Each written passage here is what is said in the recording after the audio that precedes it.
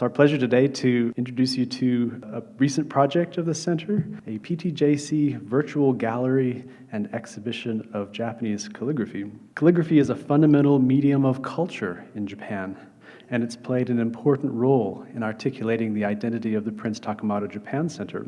As you're about to see, the Japanese calligrapher Shiko Kataoka was a particularly gracious supporter of the PTJC. Her extensive collaboration with former U of A professor Sonia Arntzen and former director of the center, Dr. Kaori Kabata, has gifted us with some of the center's most beautiful moments and treasures through which many generations can appreciate and learn about Japanese culture. I just learned from a conversation at lunch with one of our community members who is one of the many people in our community who is a student of Kataoka Shiko. There's multiple in the audience today. Her teaching and her gifts to us in the community continue to live on through multiple generations. So it's really, I'm learning every day, and it's so delightful, which makes me very happy that we can share this exhibition with you today. A team of student researchers has helped the PTJC organize a 20th anniversary virtual exhibition of Kataoka's calligraphy. To reach as many people as possible, the exhibition takes the form of a 360-degree video, and we've mounted it in one of the world's most visited virtual spaces, YouTube. Welcome to the PTJC's YouTube channel. So please join us in viewing the exhibition. One of the student creators of the exhibition is going to manipulate the computer here because it's interactive. You can look around, you can zoom in, you can do cool stuff. We're about to explore one of Japan's longest-standing and most highly esteemed modes of cultural expression, calligraphy. We'll do so through works by the acclaimed modern calligrapher Shiko Kataoka. We begin at the Prince Takamado Japan Center for Teaching and Research, or PTJC. First established in 1996, it was rededicated in 2004 to commemorate a beloved member of Japan's imperial family, His Imperial Highness Prince Takamado. He was a resolute supporter of learning about Japan and an admirer of Canadian higher education. When he and Her Imperial Highness Princess Takamado visited the University of Alberta in 1999, the prince shared his passion for fostering international communication, understanding, and friendship, especially between Japan and Canada. Shiko Kataoka admired Prince and Princess Takamado's vision and many contributions, and she generously lent her mastery of brush and ink to the Prince Takamado Japan Center, helping it introduce a Canadian audience to Japanese art and literature. Kataoka had a distinguished career as a calligrapher. She was an artist and a teacher. Winner of many of Japan's most prestigious national prizes for calligraphy, she exhibited her works around the world. As a collaborator of Dr. Sonia Arntzen, who was a professor of Japanese literature at our university and later at the University of Toronto, Kataoka displayed her work at the University of Alberta multiple times, first doing so in 1985. In 1994, the Japan Academy of Arts recognized her accomplishments by awarding her permanent membership in that hallowed institution. In 1997, Kataoka inscribed the motto of the Prince Takamado Japan Center for display in this hanging scroll. It now expresses how the center honors the memory of Prince Takamado, Hito to Chisiki no Kouryu, bringing people and knowledge together. Kataoka's statement is bold yet subtle. Thick strokes of wet ink course across the paper. As they bend and dry, they reveal the pressure and momentum of Kataoka's brush. The stately column of text varies in width. Loose, open characters are followed by ones that contract toward their centers. Graphs of just a few strokes give way to complex, intricately structured ones. The rhythms of the bottom three characters echo those of the first three and bring balance to the inscription. Shiko Kataoka's command of brush, ink, and absorbent paper is on full display. Kataoka graciously donated a number of works to the University of Alberta Museum's art collection. Let's pay a visit to the University of Alberta Museum's Print Study Center to look at two more of them. Welcome to the Print Study Center. The Print Study Center is home to many Japanese prints, as well as works by Canadian and Eastern European artists. Today we'll examine two pieces of calligraphy that are quite different from the scroll that we viewed in the PTJC. Poetry was the most important genre of Japanese language literary expression in pre-modern Japan. It was especially valued at the imperial court. Not only did it express personal sentiments, but it also served pragmatic, social functions, such as marking public occasions. The hanging scroll on display here reproduces a love poem from Japan's earliest poetry anthology, the Mangyoushu, or collection of myriad leaves. When the speaker of the poem, a lady of the imperial court, recalls pinks on the autumn fields at Takamado, she refers to the district in Nara from which Prince Takamado's name is derived. Turning around, you'll see calligraphy mounted in the form of a framed tablet. It contains poetry that was read by modern members of the imperial family at an annual event at the Imperial Palace, the New Year's Poetry Session. Prince Takamado composed the poem on the right side of the tablet for the 1983 New Year's Poetry Session before he met the princess. The poem references Wolfe Island in Ontario. Princess Takamado composed her poem in the middle of the frame for the 2004 session. That was her first time to present poetry after the prince had passed away in 2002. Her poem speaks of happiness, likening memories of the addressee to the morning breeze and rays of the sun shining through the trees. The juxtaposition of these poems creates a poignant dialogue. By brushing the two texts in a similarly fluid style and framing them within the part of the paper that has been dyed to look like a Japanese fan, the calligrapher brings two people and their poetic ideas together into a unity that transcends time. Welcome to the Kurimoto Japanese Garden.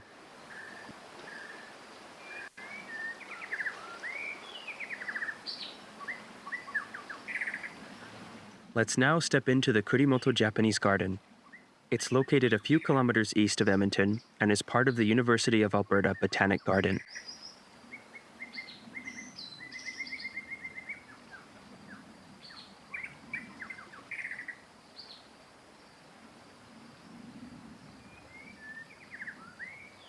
An Amur cherry tree planted by Her Imperial Highness Princess Sayako in 1990 welcomes visitors.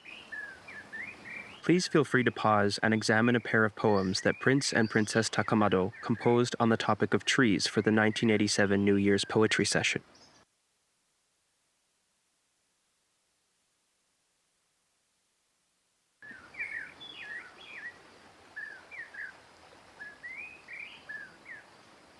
The Kurimoto Japanese Garden is named after Dr. Yuichi Kurimoto, who graduated from the University of Alberta's Faculty of Arts in 1930. The first Japanese national to do so, he went on to found the Nagoya University of Commerce and Business. The 5 acres of the Kurimoto Japanese Garden bring principles of Japanese garden design to life in Alberta. The garden's waterways, stone lanterns, pagoda, bell tower, viewing shelters, and tea house are nestled among plant species that flourish in our northern climate.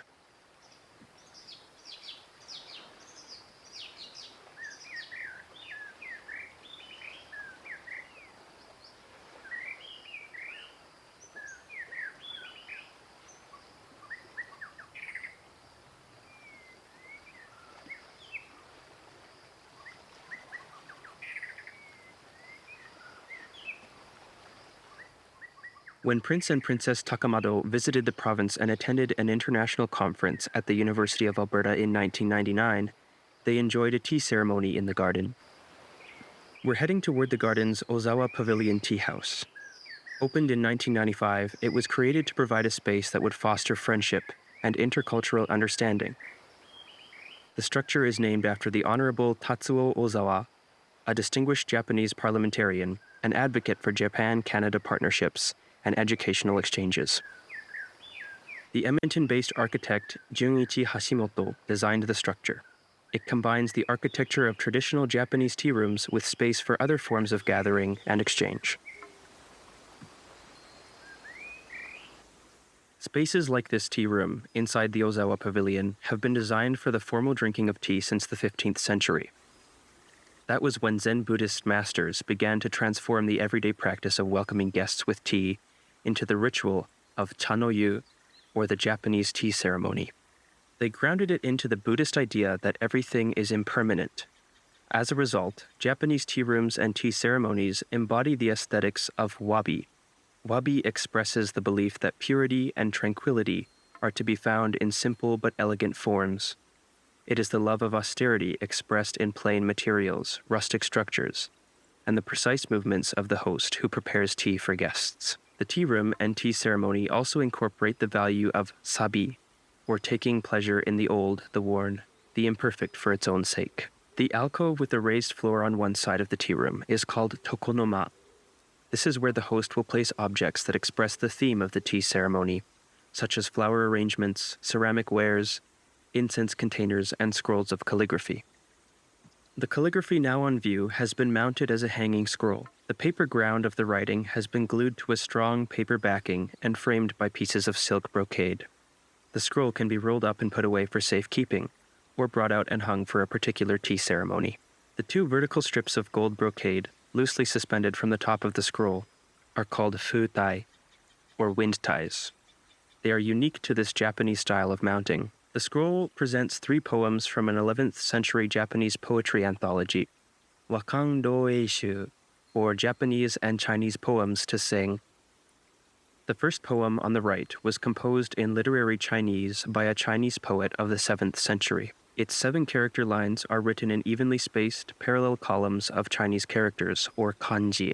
The second poem in the middle is anonymous and was composed in Japanese. It is an example of waka, or Japanese language poetry. The 31 syllables of waka are primarily written in the kana syllabary. That script was invented at Japan's imperial court in the 9th century for the writing of Japanese language poetry and prose. The lines of the waka poem vary in length, and they begin at different heights on the paper. This arrangement is called chirashigaki, or scattered writing. The sinuous strokes and fluid outpouring of the kana calligraphy contrast with the visual rhythms of the previous poem written in Chinese characters. The third poem at left was composed in literary Chinese by a Japanese poet of the 10th century. It is written in 2 columns of 7 characters, but Kataoka has subtly varied the lengths of those lines so that they expand from right to left. This reverses the graphic contraction of the first 2 poems and balances the composition. As she brings together 2 important forms of Japanese literary expression, poetry in Japanese and poetry in Chinese, Kataoka also demonstrates her mastery of the 2 mainstreams of the Japanese calligraphic tradition: the writing of texts in kana script and the writing of texts in Chinese characters. Now turn around to see more.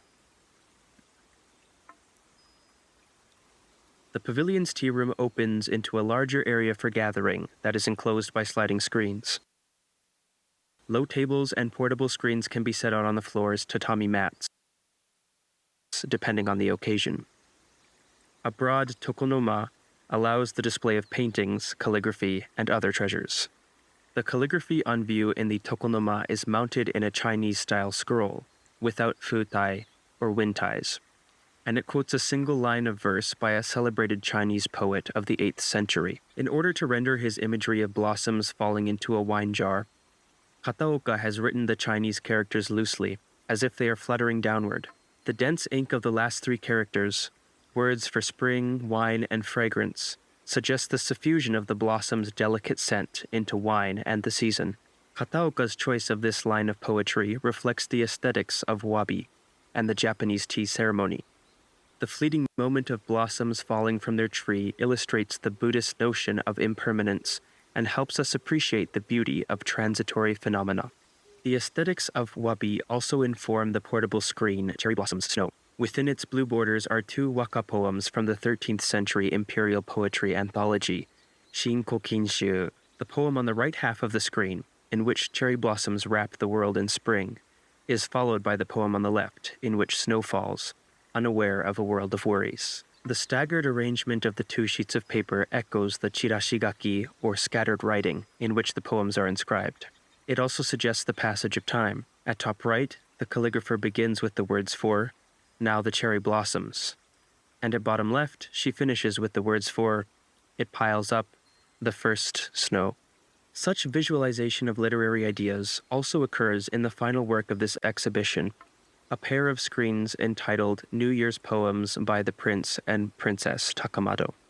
Each of these bifold screens is graced with 8 pairs of waka that Prince and Princess Takamado composed for the annual New Year's poetry session from 1986 to 2002.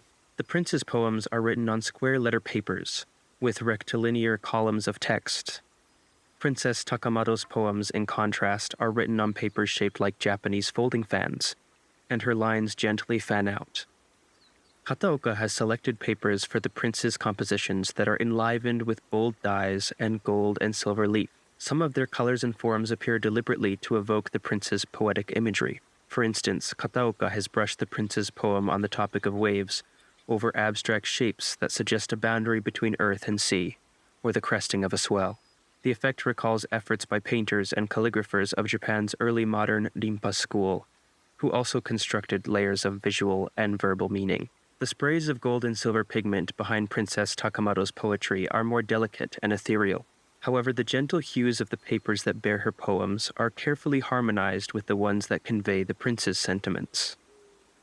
If you would like to see more artistry like this, please have a look at Shiko Kataoka's other works in the University of Alberta Museum's art collection. They're accessible through the Search the Collection function of the University of Alberta Museum's art collection webpage. A link is included in the credits. Through her texts, materials, scripts, and wielding of brush and ink, a calligrapher like Shiko Kataoka enters into conversation not only with other visual artists, but also with practitioners of other forms of expression such as poetry. She generates new dialogue and layers of meaning. Moreover, her work enables a contemporary audience, us, to commune with people of the past, the present, and diverse cultural contexts. Her calligraphy helps us appreciate those people's sentiments and gain a better understanding of their values and experiences. When Shiko Kataoka brushed the motto of the Prince Takamaro Japan Center in service of its mission and Prince Takamaro's vision, her brush and ink also illustrated a fundamental power of the Japanese calligrapher's art, namely that of bringing people and knowledge together.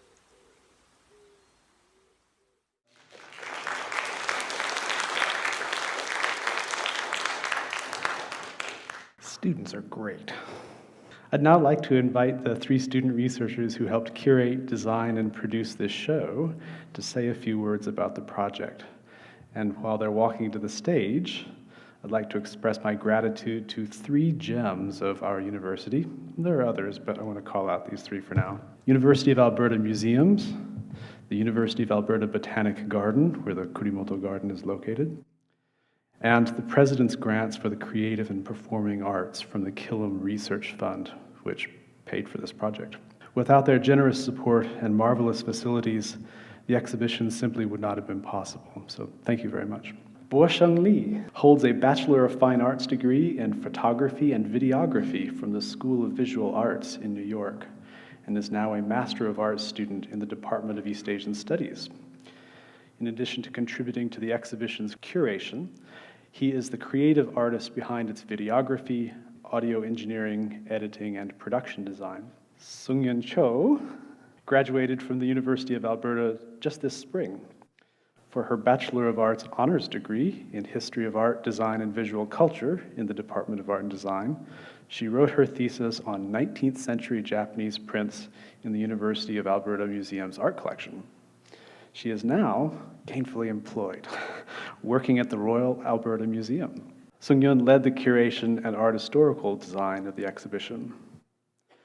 Daniel Chapman is pursuing a Bachelor of Science degree in the Faculty of Science, majoring in computing science and minoring in linguistics. He exemplifies how young Canadians are learning Japanese remarkably well. In addition to completing courses in advanced Japanese in the Department of East Asian Studies, Daniel has passed the very highest level of the Japanese language proficiency test, which is no mean feat. He has aided the PTJC by serving as a Master of Ceremonies for the Alberta District Speech Contest in Japanese. And he is the narrator of our visual exhibition. So they're going to tell you about the show.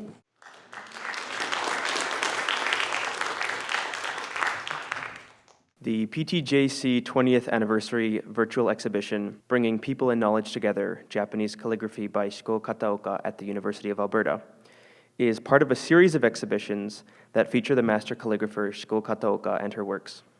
Her other solo exhibitions at the U of A include Calligraphy Exhibition, Japan-Canada Cultural Exchange, shown in 2008 to celebrate the cultural connections between Japan and Canada, and Immortal Beauty, Calligraphy Exhibition of the Shiko Kataoka Collection at the University of Alberta Museums at Enterprise Square in 2013, highlighting Kataoka's artistry as an established calligrapher. These exhibitions embody her generosity and her ties to the University of Alberta. Kataoka's donation of her works to the University of Alberta Museum's art collections not only bolsters the connection between Japan and Canada, but also allows many students here at the university to experience Japanese calligraphy within the campus. PTJC strives to provide resources and funding for students to learn and explore Japanese culture. Kataoka's calligraphic works in the UM art collection furthers these goals by inspiring students like us to learn more about Japanese culture, its history, creating meaningful connections to our own lives. Being in charge of the flow of the exhibition, I wanted to present the works that would highlight the key concepts of Japanese calligraphy. Thankfully, Kataoka has left us with many works in different types and styles of Japanese calligraphy, allowing us to introduce you to the depth and diversity of the world of Japanese calligraphy. The most valuable lesson this project reinforced was the beauty of teamwork. Each of us brought our own experiences in curation, in video editing, and in language learning, and all of our different perspectives met and merged. Professor Davis guided us through the different parts of the project, providing us with content knowledge as well as boosting our confidence in our own abilities. This project was possible because every one of us was able to work together and rely on each other. As if we were a mini reflection of the PTJC motto, this exhibit brought us, the people, and our knowledge together. When I volunteered at the PTJC for the first time at the Alberta District Japanese Speech Contest this past March, I knew I wanted to continue to be involved here into the future. I was impressed not only by how the event itself fostered healthy competition between learners of the Japanese language, but also how the event facilitated cultural exchange in the very people who were running the event. I was determined that I needed to experience this atmosphere once again. So when I received an email from Professor Davis this summer asking if I would narrate a new project at the PTJC, I was eager to take him up on the offer. I had very little time from when I received the script to the recording date, and I felt I lacked the experience in narration and knowledge on calligraphy to do the project justice. But I quickly realized that in truth I had the least stressful job of all of us. Because of the hours that went into research, planning, and writing the beautiful script, and thanks to the expertise and passion on the technical side, my job was reduced to an incredibly smooth couple of hours in the audio booth, graciously provided on U of A campus. However, in just those couple of hours I spent attached to the script, I found myself drawn in by the words I was speaking.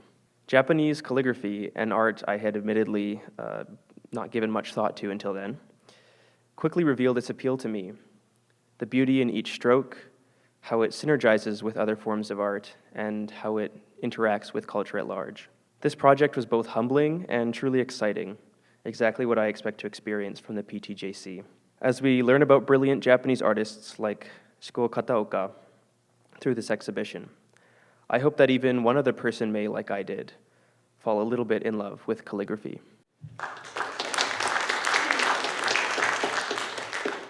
All right. First of all, I want to express my gratitude to Dr. Davis and our incredible team members, Daniel and Song-eun, for their outstanding leadership and contribution throughout this project. As the person in charge of the video production, all you just saw, it has been an exciting journey for me to work with this innovative 360 video format.